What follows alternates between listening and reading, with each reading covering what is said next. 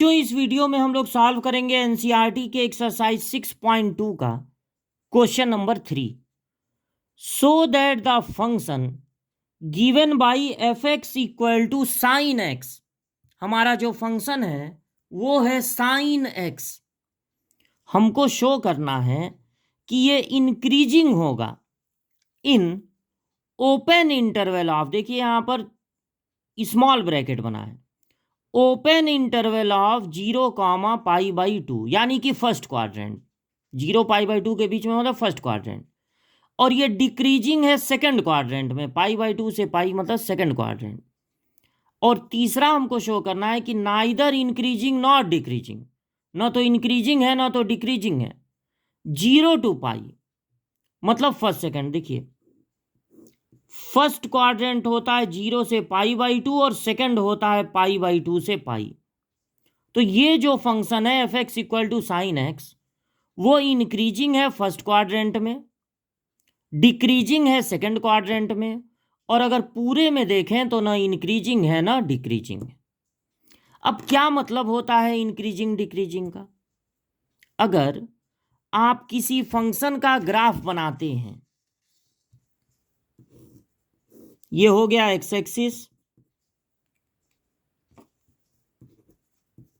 और ये हो गया वाई एक्सिस, ठीक। आप किसी फंक्शन का ग्राफ बनाते हैं और ग्राफ कुछ इस तरह से मिलता है। उस ग्राफ में दो रीजन है, या तो एक्स के बढ़ने पे या एक्स के कम होने पे वाई पे कोई असर ही ना हो, या फिर डायरेक्टली प्रोपोर्शनल हो दोनों, यानी एक्स के बढ़ने पे वाई की वैल्यू बढ़ जाए और एक्स के कम होने पे वाई की वैल्यू कम हो जाए। तो ऐसे फंक्शन को कहते हैं इंक्रीजिंग। अगर फंक्शन का ग्राफ बनाने पे सिर्फ आपको ऐसा रीजन मिले कि एक्स और वाई, ये वाला रीजन ना मिले कि एक्स के बढ़ने कम होने पे वाई पे कोई असर ना हो, बल्कि एक्स के बढ़ने पे वाई हमेशा बढ़े और एक्स के कम होने पर वाई कम हो, तो ऐसे फंक्शन को कहते हैं स्ट्रिक्टली इंक्रीजिंग।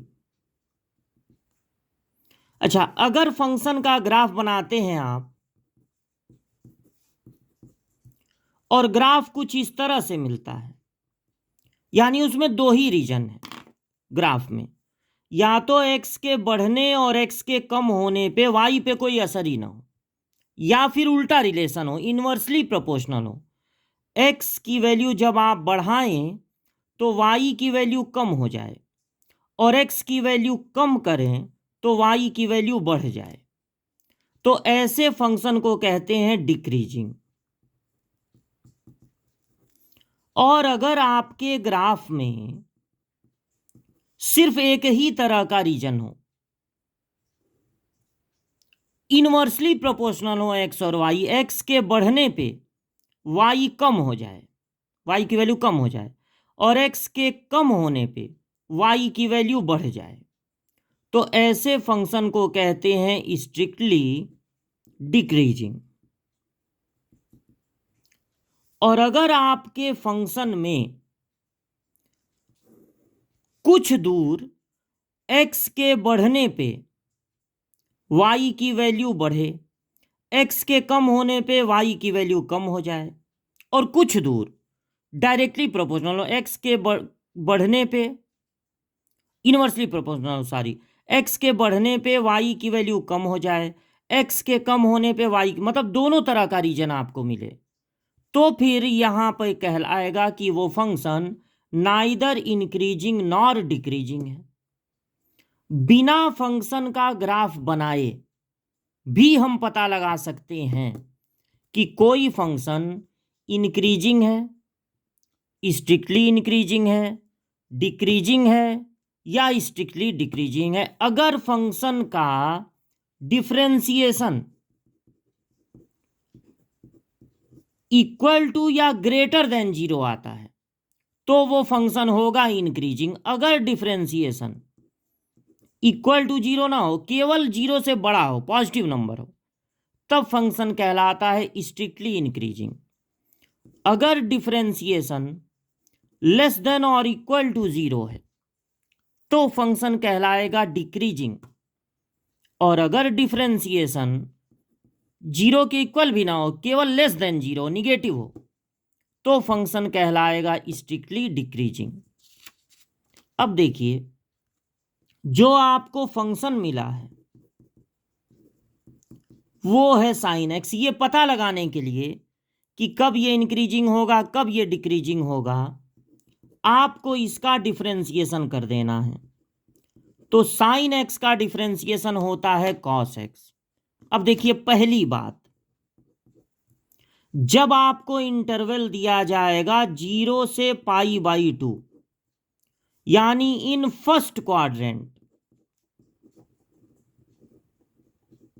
जो डिफरेंशिएशन आया है वो होता है पॉजिटिव। फर्स्ट क्वाड्रेंट में सारा का सारा ट्रिग्नोमेट्री पॉजिटिव होता है, यानी जो फंक्शन है उसका डिफरेंशिएशन फर्स्ट क्वाड्रेंट में पॉजिटिव होगा, मतलब ग्रेटर देन 0 होगा, यानी ये होगा स्ट्रिक्टली इंक्रीजिंग।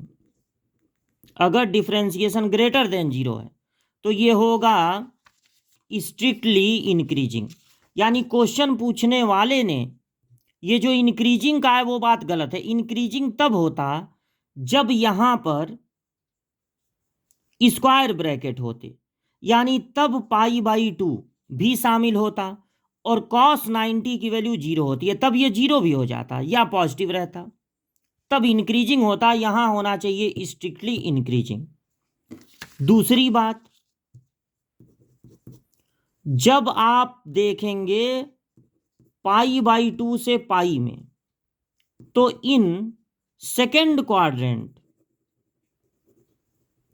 जो cos x होता है वो होता है निगेटिव, यानी जो डिफरेंशिएशन आया है cos x वो लेस देन 0 होगा, यानी ये फंक्शन होगा स्ट्रिक्टली डिक्रीजिंग। चूंकि डिफरेंशिएशन लेस देन 0 है इसलिए स्ट्रिक्टली डिक्रीजिंग होगा।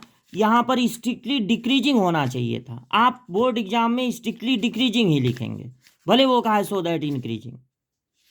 उसके बाद जो सी पार्ट है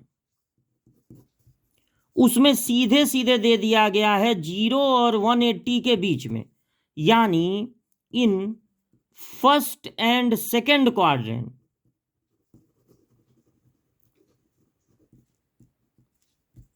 फर्स्ट और सेकेंड क्वाड्रेंट को अगर मिला दें तो इन सम रीजन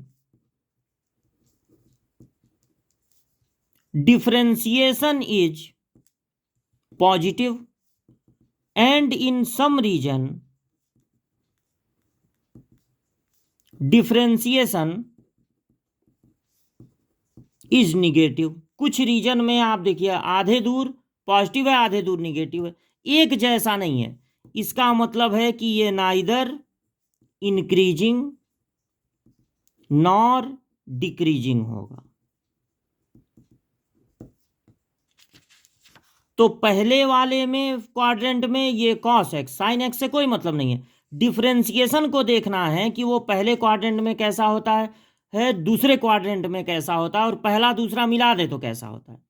तो पहले में cos होता है पॉजिटिव यानी स्ट्रिक्टली इंक्रीजिंग है, दूसरे में cos होता है निगेटिव यानी स्ट्रिक्टली डिक्रीजिंग है, और अगर इंक्लूड करके देखें फर्स्ट सेकेंड तो कुछ दूर इंक्रीजिंग है कुछ दूर डिक्रीजिंग है। इसका मतलब है कि ना तो इंक्रीजिंग वो कहलाएगा ना डिक्रीजिंग।